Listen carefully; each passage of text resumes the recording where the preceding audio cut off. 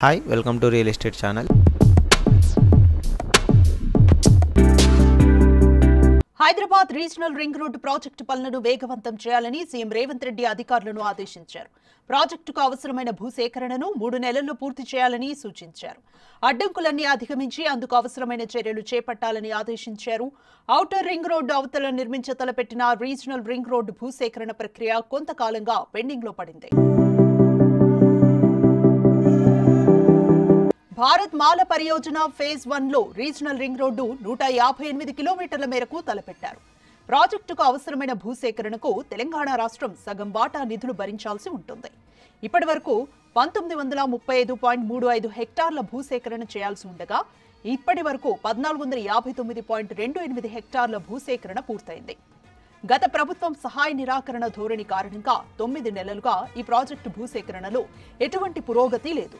National highway అథారిటీతో తలెత్తిన చిక్కుముళ్లను పరిష్కరించే ప్రయత్నమూ జరగలేదు. దీంతో ఈ ప్రాజెక్టు ఆగిపోయింది.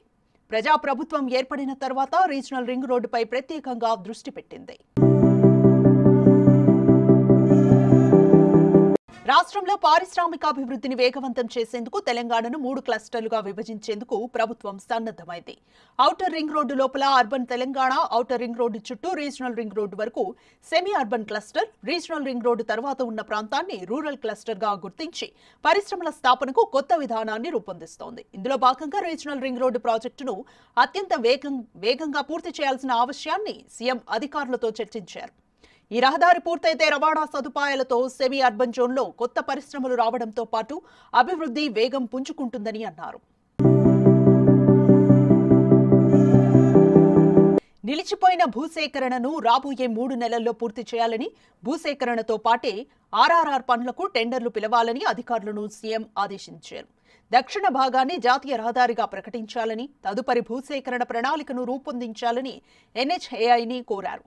రీజనల్ రింగ్ రోడ్డు పూర్తి చేసేందుకు ఆర్థికంగా ఎంత భారమైనా భరించేందుకు ప్రభుత్వం సిద్ధంగా ఉందని అన్నారు. తెలంగాణ రాష్ట్ర అభివృద్ధికి ఉపయోగపడే ఏ కార్యాన్నైనా నిర్వహించడానికి ప్రభుత్వం కృతనిశ్చయంతో పనిచేస్తుందని అన్నారు.